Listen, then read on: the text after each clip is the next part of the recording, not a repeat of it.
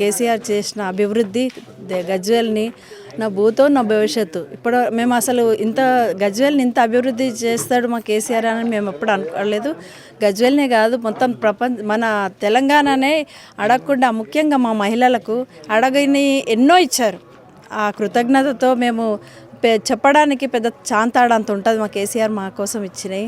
ఒక ముఖ్యంగా నీళ్ళు, ఆడబిడ్డ నీళ్ళు బిందెలు పట్టుకొని నీళ్ళు పట్టుకొని బయటకు వెళ్తే నేను ఓట్లు అడగను అని అన్నాడు సార్. అట్లానే చెప్పిన మాట మీద నిలబడి ఇంటింటికి నీళ్ళు ఇచ్చినాడు మా కేసీఆర్. అది చాలు మా మహిళలకు. ఒకటి బిందెలు మోసుకొని ఖాళీ బిందెలు పట్టుకొని కిలోమీటర్ల మేర నడుచుకుంటే వెళ్ళేవాళ్ళం. ఆ రోజులు గుర్తొస్తే చాలా బాధగా అనిపిస్తుంది. ఇప్పుడు వచ్చిన ప్రభుత్వము మాట్లాడితే అబద్ధాలు, మాట్లాడితే పేగుల మేడకు వేసుకునే అబద్ధాలు, మాట్లాడుతూ చేసే పనులు ఏం లేవు. కానీ మాటలు మాత్రం ఇంత నోరు తెరిస్తే అబద్ధాలు మాట్లాడుతున్నారు. ఒక్క పని ముఖ్యంగా మా మహిళలకు మాత్రం ఆ ఫ్రీ బస్సు అంటూ ఇచ్చి మా మహిళలకే శత్రువులు చేసిన మా ముఖ్యమంత్రి రేవంత్ రెడ్డి ఆయనకే దక్కుతుంది ఘనత.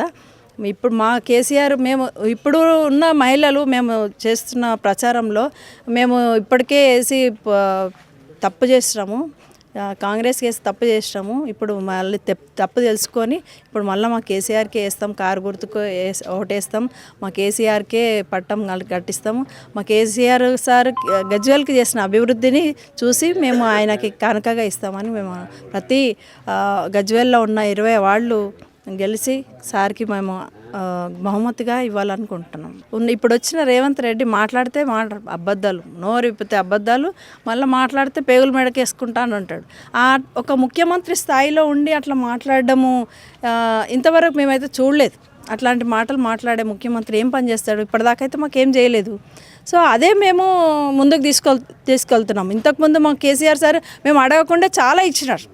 ఇప్పుడు మేము అడిగినాక కళ్యాణ లక్ష్మి అప్పుడు ఇస్తాను అనలేదు, కానీ ఇచ్చినారు. మా మహిళలకు ఒక పుట్టింటోళ్ళకి మేనమామగా కేసీఆర్ కిట్ ఇస్తూ పుట్టిన అబ్బాయిలకు డబ్బులు ఇచ్చినాడు.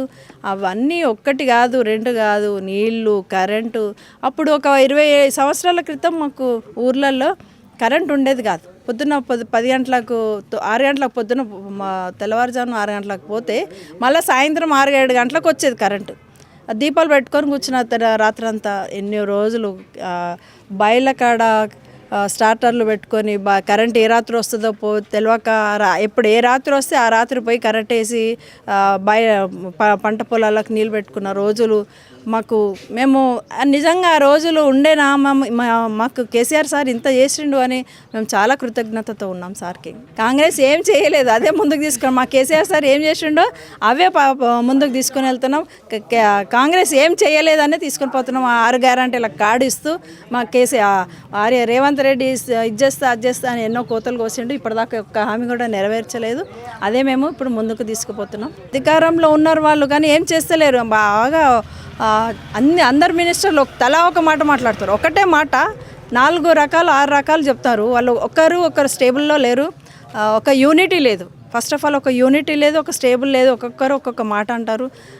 అదేవిధంగా మా కేసీఆర్ సార్ ఉన్నప్పుడు ఇట్లా లేదు. కేసీఆర్ సార్ పాలననే వేరు. కేసీఆర్ సార్ మాకు జాతిపిత, మా తెలంగాణ తెచ్చిన ప్రదాత. కేసీఆర్ సార్ తప్పకుండా ఆయనకు మించిన ఆయన తర్వాత ఇంకెవరు అంత చేస్తారని మేమైతే అనుకోవట్లేదు. కేసీఆర్ సార్ మా బ్రహ్మాండంగా చేసినారు. ముఖ్యంగా మా తెలంగాణ మహిళలకు అందరికీ చాలా మేము అడగకుండానే చాలా ఇచ్చినారు. రేవంత్ రెడ్డి అనేటోడు ఒక ముఖ్యమంత్రి స్థాయిలో మాట్లాడట్లేదు. ఎక్కడ రాష్ట్రంలో ఉన్న అదే మాట, దేశం దాటిపోయినా కానీ అదే అక్కడ పోయి ఏమో చదువుకొని వస్తా అని అనుకొని మళ్ళీ వచ్చినాక కూడా అదే లాంగ్వేజ్లో అదే స్టైల్లో మాట్లాడుతున్నాడు. ఆయన ముఖ్యమంత్రి ఏందో తెలియదు. ఖచ్చితంగా ఇప్పుడే కాదు, తరతరాలు మాకు తెలంగాణ ఉన్నంత వరకు మా జాతిపిత తెలంగాణ జాతిపిత కేసీఆర్ సారే, కల్వకుంట్ల చంద్రశేఖర్ గారే. అది ఎవరు అవునన్నా ఎవడు కాదన్నా కేసీఆర్ మన తెలంగాణ తెచ్చింది కేసీఆరే, మా పెద్ద సారే. వాళ్ళ గుద్ది చెప్తాం.